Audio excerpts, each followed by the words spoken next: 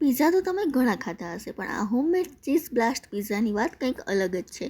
જુઓ આ ચીઝ કેવી રીતે મેલ્ટ થઈ રહ્યું છે, અને ટોપિંગ તો જુઓ કેટલું મસ્ત છે. આવી ગયું ને મોઢામાં પાણી.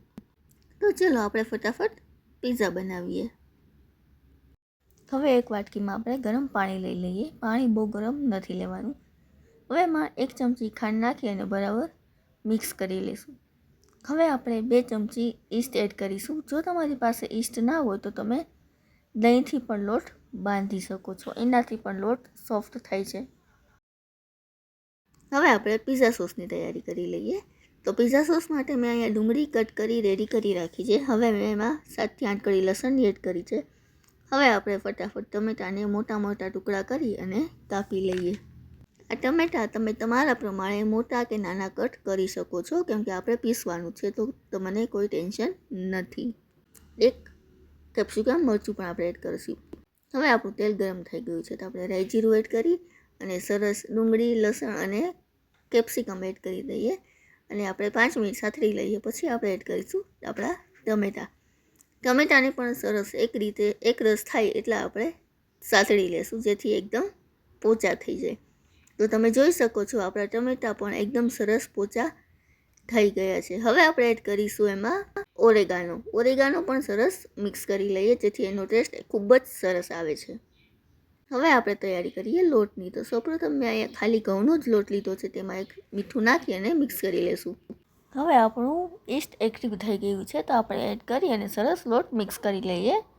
હવે આપણે થોડું પાણી નાખી અને લોટ એકદમ સોફ્ટ બાંધવાનો છે, તો એકદમ સોફ્ટ બાંધી લઈએ. તો તૈયાર છે આપણો લોટ. હવે આપણે તેલ નાખી અને સરસ મિક્સ કરી લઈશું. બસ હવે મેં આમાં એડ કર્યું છે ચીઝ. તમે પણ ચીઝ જરૂરથી એડ કરજો અને લોટ બાંધી દેજો. હવે આપણે લોટને કુકરમાં મૂકી ઉપર તેલ ગ્રીસ કરી અને 2 કલાક માટે આપણે ઢાંકીને રાખી દઈશું. બસ હવે આપણે આપણું પિઝા સોસને મિક્સચરમાં પીસી લઈએ. તો તૈયાર છે આપણું હોમમેડ પિઝા સોસ. બસ 2 કલાક થઈ ગઈ છે તો આપણે લોટ ચેક કરી લઈએ. જોઈ શકો છો આપણો લોટ કેટલો સરસ ફૂલી ગયો છે. બસ હવે આપણે એને સરસ 5 મિનિટ માટે મસળી લઈએ. હવે આપણે પિઝા માટે એક બેઝ બનાવી લઈએ. ફટાફટ વણી આપણે બહુ પતલી પણ નહીં અને બહુ જાડી પણ નથી રાખવાની. તમે જોઈ શકો છો આટલી આપણે રાખીશું. બસ હવે આપણે પેન ગરમ કરી લઈશું. 5 મિનિટ માટે ઢાંકીને રાખી દઈએ.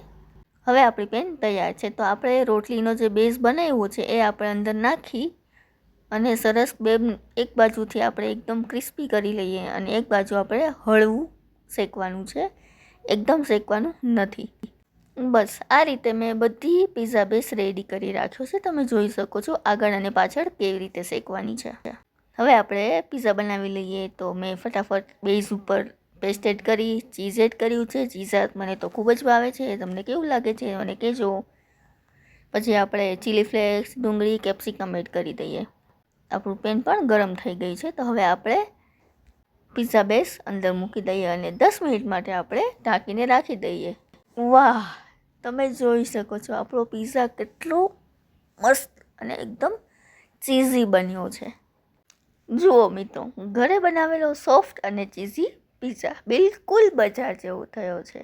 હવે આ એક મારી પાસે સ્પાઇસી ઓઇલ છે જે મારા હસબન્ડને ખૂબ જ ભાવે છે, તો હું થોડું એમાં એડ કરી દઉં છું. આઈ થિંક આ ઓઇલ ઇન્ડિયામાં અવેલેબલ નથી. જો તમને આ પિઝાની રેસીપી સાચે જ કામની લાગી હોય તો એને સેવ જરૂર કરી લેજો. અને આવી સરળ ઘર જેવી રેસીપી બનાવવા માટે મારી ચેનલને સબસ્ક્રાઈબ કરવાનું ભૂલતા નહીં.